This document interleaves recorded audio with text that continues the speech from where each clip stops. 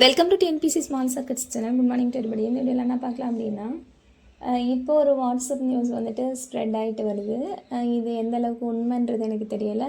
ஆனால் இது வந்து எனக்கு அனுப்புனவங்க கிட்ட கேட்கும்போது உண்மையான நியூஸ் தான் அப்படின்னு சொன்னாங்க.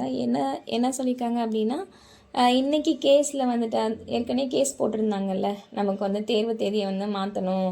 ஏன்னா வந்து நோட்டிஃபிகேஷனுக்கு அப்புறம் தான் வந்துட்டு சைக்காலஜியில் வந்து சைக்காலஜியும் ஜிகேயும் வந்துட்டு கொஞ்சம் மாடிஃபை பண்ணியிருக்காங்க.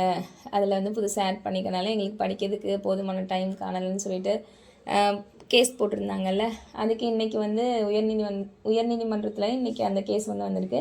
அதில் என்ன சொல்லியிருக்காங்க அப்படின்னு சொல்லி பார்த்தோன்னா, டிஆர்பி வந்து 3 வார காலத்துக்குள்ளே தேர்வு தேதியை மாற்றி அறிவிக்கணும் அப்படின்னு சொல்லியிருக்காங்க. அப்போ நமக்கும் எக்ஸாமுக்கும் கிட்டத்தட்ட அவ்வளோ நாள் தான் இருக்குது. அதனால் அந்த டேஸ்க்குள்ளக்க எக்ஸாம் டேட்டை வந்து மாற்றி அறிவிக்கணும் அப்படின்னு சொல்லியிருக்காங்க. இது எந்த வகையில் நன்மை பயக்கும்னு தெரியலை. ஏன்னா வந்து நம்ம இப்போ படிக்கிற ஸ்பீடு வந்து படிச்சுக்கிட்டே இருப்போம். பட் எக்ஸாம் டேட் வந்து தள்ளி போச்சு அப்படின்னா படிக்கிற வேகன்றது குறையும். இதே தான் வந்து நமக்கு யூஜிடிஆர்பிலையும் ஒரு தடவை நடந்துச்சு. அந்த வெள்ளம் வந்ததுனால வந்து ஒரு 1 மந்த்து தள்ளி போச்சு. அதனால் இது வந்து கொஞ்சம் கண்டிப்பாக ஸ்பீடாக படிக்கிறவங்களுக்கு வந்து கொஞ்சம் கஷ்டமாக தான் இருக்கும். ஆனால் வேறு வழி இல்லை, என்ன நடந்தாலும் ஏற்றுக்கிட்டு தான் ஆகணும். இதை முடிச்சுட்டு அடுத்து யூஜிக்கு படிக்கலாம், அடுத்த ஒரு ஆப்பர்ச்சுனிட்டி இருக்குது அப்படின்னு நினைக்கிறவங்களுக்கும் இது ஒரு கஷ்டம்தான்.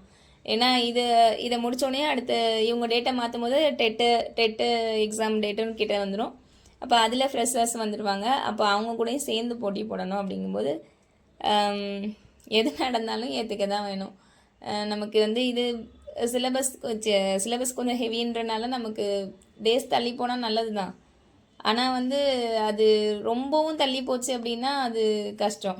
ஏன்னா எவ்வளோ நாள் தள்ளி போகுதுன்னு தெரியலை. பார்க்கலாம் பொறுத்திருந்து.